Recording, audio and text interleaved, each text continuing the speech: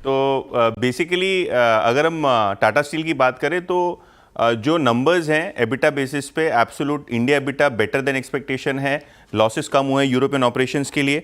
अगर हम टाटा स्टील के नेट प्रॉफिट की बात करें तो 1201 करोड़ के आसपास आया है, जो लगभग दुगने से ज़्यादा होता हुआ नजर पड़ा है। रेवेन्यू ऑब्वियसली स्टील के दामों में नरमी के कारण आपको 4% नीचे दिखाई देगा। मार्जिन्स में आपको 50 बेसिस पॉइंट्स का कंसोलिडेटेड बेसिस पे आपको ग्रोथ होता हुआ नजर पड़ेगा। इंडिया बिजनेस एबिटा जो है वो लगभग 13,264 करोड़ रुपए 64 पर टन के हिसाब से आया है, जो लगभग 13,000 के आसपास का एक्सपेक्टेशन था। और अगर हम ओवरऑल जो यूरोपियन बिजनेस की बात करें तो क्वार्टर ऑन क्वार्टर बेसिस पे यहाँ लॉसेस कम हुए हैं, तो नंबर्स ऑपरेटिंग बेसिस पे काफ़ी अच्छे दिखाई पड़ रहे हैं। तो दो चीज़ों पे नज़र रखनी है। सबसे पहले पेटीएम और मच एंटिसिपेटेड ब्लॉक डील यहाँ आज होती हुई नज़र पड़ सकती है। मोस्ट प्रॉब्ली जिस हिसाब से डिमांड बुक बन रही है शायद चालू बाजार में ही आपको सौदा होता हुआ नज़र पड़े।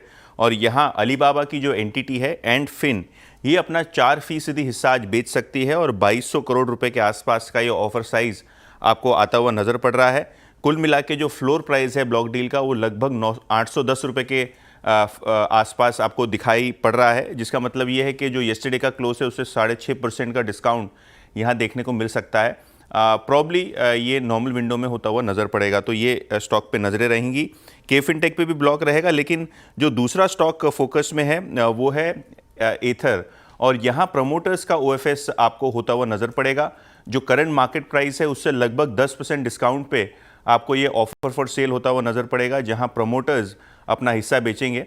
तो यहाँ तक कि एथर का सवाल है, यहाँ जो ओएफएस है वो आज खुलेगा इंस्टीट्यूशनल इन्वेस्टर्स के लिए और कल खुलेगा नॉर्मल रिटेल इन्वेस्टर्स के लिए, और कुल मिला के 6.77% हिस्सेदारी आपको यहाँ बिकती हुई नज़र पड़ेगी। और जैसे कि मैंने पहले कहा कि 10% से ज़्यादा का डिस्काउंट है, तो 700 के आसपास का फ्लोर यहाँ जो है कंपनी ने तय किया है।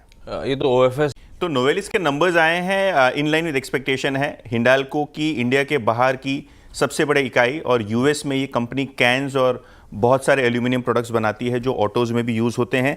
कंपनी का नेट प्रॉफिट लगभग $294 मिलियन के आसपास आया है, जो कि लगभग 50% की ग्रोथ देखने को मिल रही है। यहाँ एडजस्टेड एबिटा की बात करें तो लगभग $550 मिलियन के आसपास आई है, जो कि सिक्वेंशली 28 से 30% के बीच में ऊपर आपको दिखाई देगी।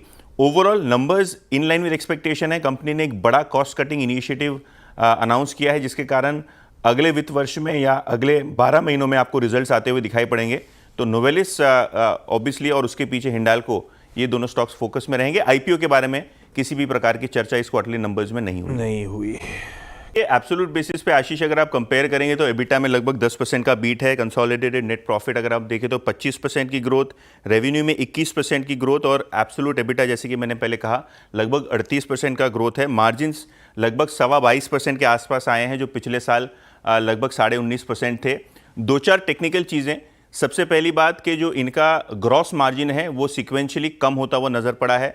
दूसरा कि केमिकल सेगमेंट छोड़ के बाकी सारे सेगमेंट का परफॉर्मेंस सुस्त रहा है। इनफैक्ट हम इतने दिनों से बात भी कर रहे थे कि जो रेफ्रिजरेंट गैस बिजनेस है, यहाँ सीजनल डिमांड के चलते Q4 के नतीजे काफ़ी शानदार हैं, लेकिन अगर आप अप्रैल का एक्सपोर्ट डेटा देखोगे तो मंथ ऑन मंथ 46% नीचे दिखाई पड़ेगा। तो कहीं ना कहीं लग रहा है ऐसे कि Q4 एक फ्रंट लोडेड क्वार्टर है, जहाँ सीजनल डिमांड काफ़ी स्ट्रांग थी SRF के लिए। ओके।